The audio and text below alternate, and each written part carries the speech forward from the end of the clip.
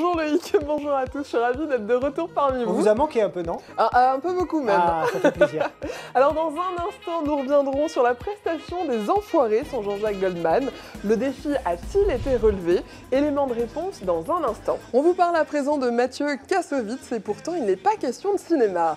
L'acteur et réalisateur de 49 ans s'est lancé un nouveau défi, celui de devenir boxeur. C'est un sport qu'il a découvert en 2006 lors du tournage de son film Sparring et c'est hier soir à Deauville qu'il participait à son premier combat, Lucas Nico. De retour dans le Good Morning Weekend, bienvenue à ceux qui nous rejoignent. Alors on quitte le château de Windsor pour se rendre sur la Croisette où hier soir avait lieu la cérémonie de remise de prix du Festival de Cannes, alors qui a remporté la Palme d'Or 2018.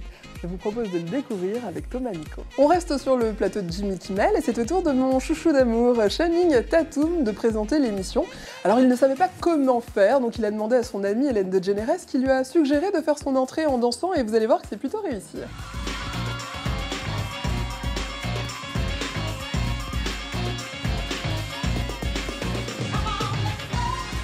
Avec le Zap People, c'est le meilleur des stars à la télévision française et le best-of de la semaine vous est préparé aujourd'hui par Vincent Pireda. C'est vraiment ce qu'on peut appeler un conte de fées des temps modernes. Une actrice américaine, divorcée, issue de la classe moyenne, rencontre un jeune prince riche et célibataire. Ils tombent tous les deux fous amoureux. Alors comment tout a commencé entre Meghan et Harry? C'est ce qu'on vous propose de découvrir dans ce sujet de Jordi Demery.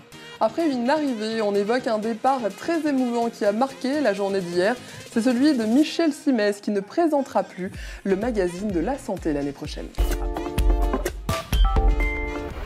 C'est le 4e jour de cette Paris Fashion Week et on se trouve devant le Palais de Tokyo pour le défilé Rick Owens. Un défilé très attendu parce que toujours très original, chaque saison est surprenante. Alors comment imagine-t-il la tendance automne-hiver prochaine? Réponse en images. Olivier Rousteing a excellé une fois de plus par son art. On se retrouve dans un instant pour le défilé Nina Ricci et on va faire très vite parce qu'il pleut. Hi Salah, how was the show? It was great. C'était super, beaucoup de latex, très victorien et très élégant. Would you like the most to have in your wardrobe? Oh, je pourrais pas en choisir une. Hi Gwendoline, how was the show? Absolutely fantastic, and don't we love Elfan? Chaque jour, vous le savez maintenant, on vous fait découvrir le portrait d'un mannequin à suivre durant cette Fashion Week parisienne. Et aujourd'hui, on s'intéresse à Léa Julian. De nombreuses personnalités ont fait le déplacement ici au Grand Palais pour admirer les créations de Karl Lagerfeld, comme notamment Lily Allen, Vanessa Paradis ou encore Keira Knightley.